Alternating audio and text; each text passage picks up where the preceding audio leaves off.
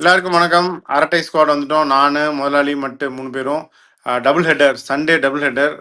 இந்த ஐபிஎல்லோட இறுதி double header Sunday இது. ஃபர்ஸ்ட் மேட்ச் வந்து Gujarat Titans Chennai super Kings, அது பார்ப்போம். அதுக்கு அடுத்து அப்படியே வந்து கேகேஆர் வர்சஸ் எஸ்ஆர்ஹெச், போன வருஷத்தோட ஃபைனல், அதோட replay. So first CSK GT. இந்த மேட்ச் என்ன சிக்னிஃபிகன்ஸ்னா, ஜிடியை வந்து சிஎஸ்கே தோக்கடிச்சாங்க அப்படின்னா ஆர்சிபிக்கு நல்லது பண்ணுறாங்க அப்படின்னு அர்த்தம், அவங்க குவாலிஃபயர் விளையாடுறதுக்கு. இல்லை தோற்று போயிட்டாங்க சிஎஸ்கே 2 பாயிண்ட் கொடுத்துட்டாங்க அப்படின்னா அது வந்து இட் இஸ் இதுதான், ஆர்சிபி வந்து தேர்ட் பிளேஸ் வந்து அந்த எலிமினேட்டர் ஆடுறதுக்கு வாய்ப்பு அதிகம். ஸோ இதுதான் கண்டெக்ஸ்ட் சினாரியோ. எப்படி சிஎஸ்கே அவுட்ன்றது எல்லாத்துக்கும் தெரியும். ஜிடி ரொம்ப ஸ்ட்ராங்காக இருக்காங்க, ஆல் செட் ஃபார் குவாலிஃபயர்ஸ் தான். அகமதாபாத்தில் மேட்ச்சு. ஸோ மற்ற டீமுக்கு என்னென்ன சேஞ்சஸ் இருக்கும்? சிஎஸ்கே ஐ திங்க் எதுவும் சேஞ்சஸ் இருக்காதுன்னு நினைக்கிறேன். இருக்கிற ஃபாரின் பேரை பார்த்தா வேற வழி இல்லை, 4 பேர் தான் இருக்காங்க, அதை வச்சு தான் விளையாடணும். அந்த ராமகிருஷ்ண கோஷுக்கு ஒரு சான்ஸ் கொடுக்குறாங்களா இல்லையான்னு. அதுவும் கடைசி மேட்ச் ஒரே ஒரு மேட்ச் சான்ஸ் கொடுத்துட்டு இது பண்ண மாட்டாங்கன்னு நான் நினைக்கிறேன். மற்றவங்களுக்கு ஃபாரின் பிளேயர் உட்கார வச்சு தான் பண்ணணும். ஆமா, போன மேட்சும் 3 ஓவர் தானே போட்டாங்க. 3 ஓவர் கம்போஜும் 3 ஓவர் கலியில். அதை கொஞ்சம் ஸ்பிளிட் பண்ணி இன்னொரு ஓவர் கொடுத்து ட்ரை பண்ணலாம்ல. சரி, கான்வே இன்வேட் இதுல பிளான்ல இல்லைன்னா பேசாம கான்வே உட்கார வச்சுட்டு ராமகிருஷ்ணன் கொண்டு வர.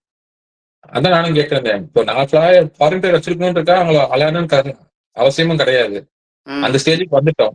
சோ கான்வே வச்சுட்டு அவருக்கு ஒரு ஃபிளைட் டிக்கெட் போட்டு அனுப்பிச்சு விட்டுறலாம். திரும்பலாம் வந்திருக்காரு, அதுதான் நம்ம இதுல தான் வந்திருக்காரு. சரி, எப்படி இருந்தாலும் வேற ஏதாச்சும் எம்எல்சி அந்த மாதிரி ஏதாச்சும் இதுல உங்களை எடுத்துக்கிறோம், இதுல விட்டுருங்க. அடுத்து ஆரம்பிக்குது எம்எல்சி தான். இப்போ அது ஒரு சேஞ்ச் தான் இருக்குமா? கான்வே இருக்கு, அது இருந்தா அது இருக்கலாம், இல்லாட்டி அதே டீம் தான் போவாங்கன்றீங்க. ஓகே, இவங்க ஜிடி வேற யாரும் பெருசாவும் இல்ல வெளியே. ஜிடி வந்து I think Washington Sundar maybe, but நம்ம டீம்ல இப்ப வரும் பெருசா லெஃப்ட் ஹேண்டர்ஸ் இல்ல. கேட்டா அவங்க பண்ண வேண்டிய சேஞ்ச் வந்து மேபி கோட்ஸே இறக்கிடலாம்னு நினைக்கிறேன் ரபாடாக்கு பதிலா.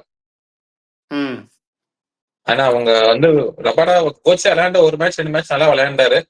ரபாடா வந்து போறதுக்கு முன்னாடியும் ஒழுங்கா விளையாடல, வந்ததுக்கு அப்புறமும் ஒன்னும் பெருசா விளையாடல. ஃபிட்னஸ் வைஸ் விளையாடாம ஒரு மாசம் விளையாடாம திடீர்னு வந்து எல்லாம் அதுக்கு முன்னாடியும் ஒரு ஒன்னும் போறதுக்கு முன்னாடி அவர் வந்து 50 ரன் 45 ரன் கொடுத்து தானே போனார். பெருசா ஒரு இம்பாக்ட் கிரியேட் பண்ணலையே. நீ அதாவது மத்த இந்தியன் பவுலர்ஸ் கம்பேர் பண்றப்ப is not up to the mark. ஒரு எக்ஸ்பீரியன்ஸ் இன்டர்நேஷனல் பவுலர் எனக்கு தேவைப்படுது, அந்த டெலிவர் பண்ணலையே. ஒண்ணு விக்கெட் எடுக்கணும், ரன் பண்ணா பரவாயில்ல, விக்கெட் எடுக்கணும், இல்ல கண்ட்ரோல் பண்ணணும், ரெண்டுமே பண்ணலையே அவரு.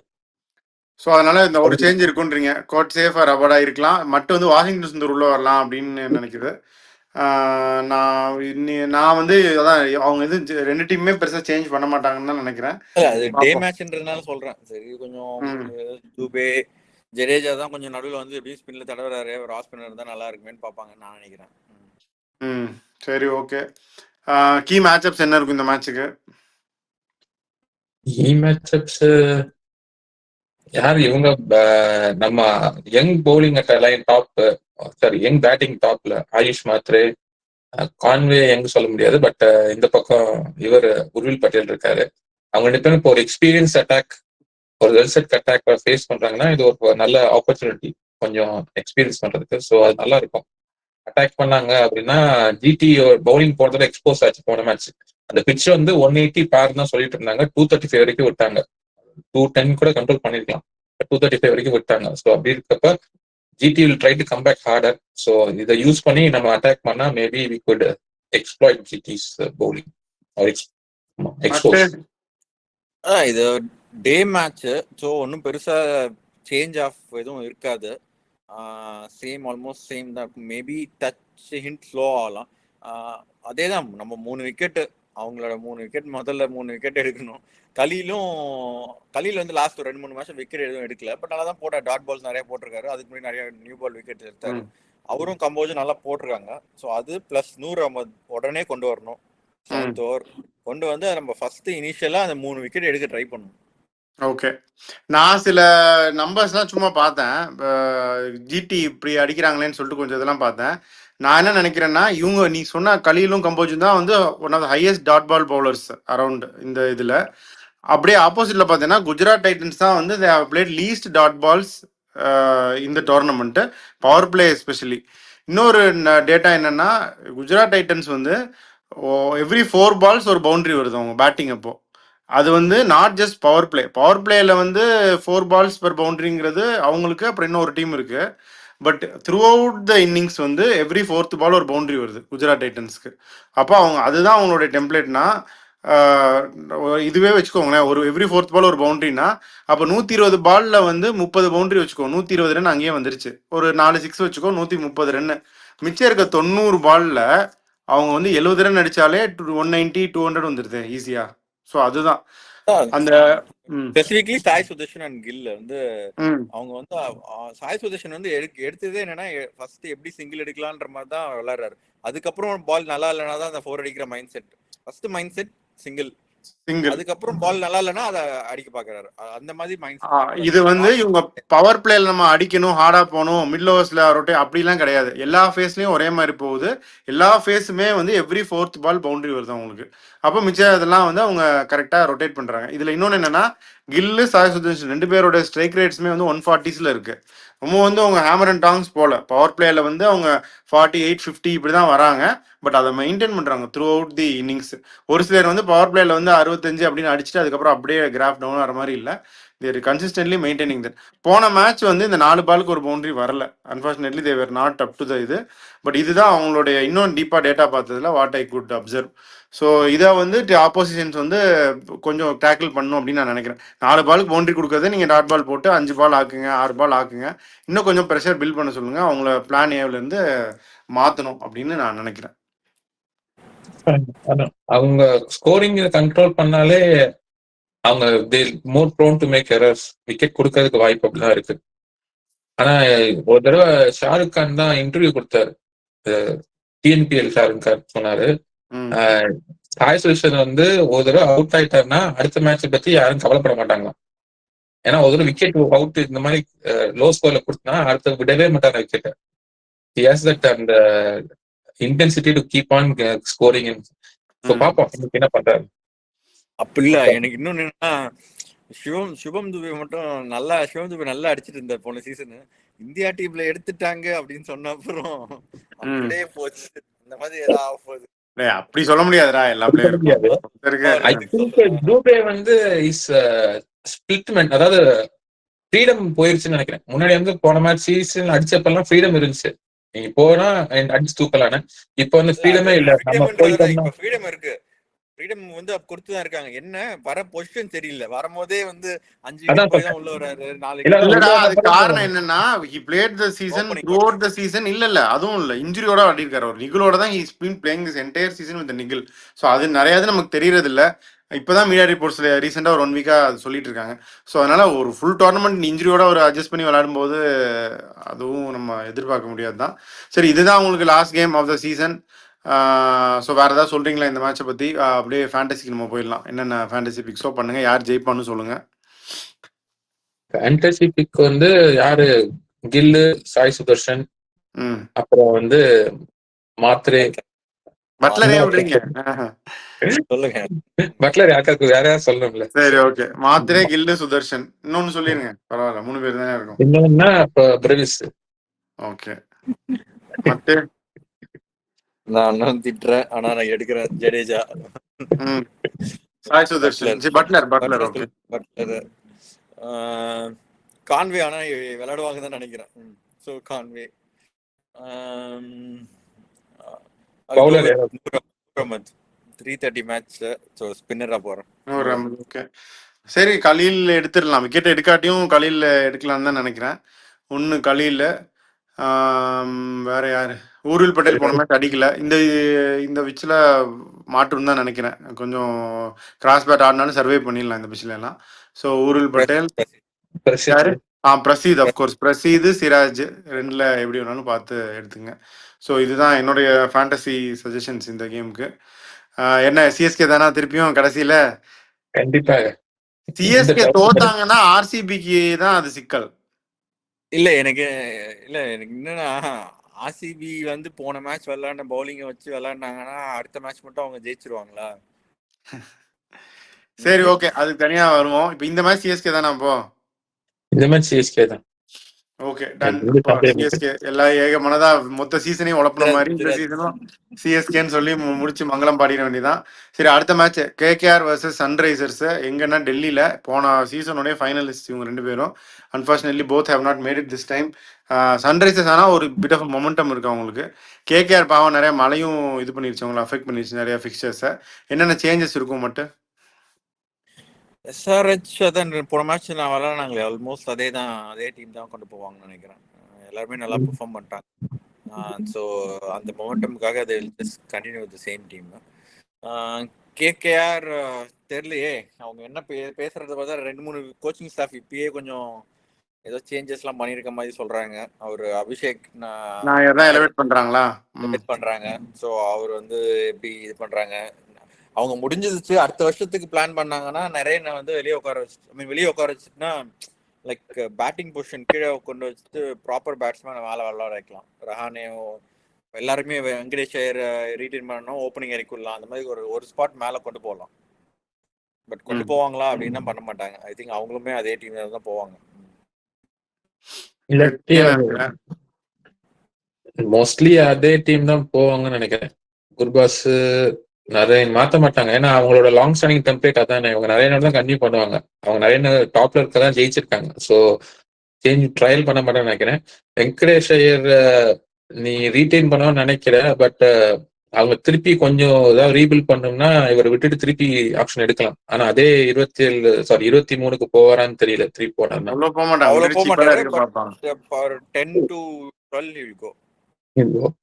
மற்றபடி ரஹானே, ரகுவன்ஷி, இது I don't think they'll change much. இருந்தாலும் இந்த Indian left handed batsman across ஒரு டாப் 4ல விளையாடக்கூடிய பேட்ஸ்மேன் வந்து நமக்கு தேவைப்படுது, ஆர்சிபிக்கு தேவைப்படுது, எல்லாருக்கும் தேவைப்படும். ஸோ அவர் ரிலீஸ் பண்ணாங்கன்னா திரும்ப லொக்கேட் அட்லீஸ்ட் 10 to 15.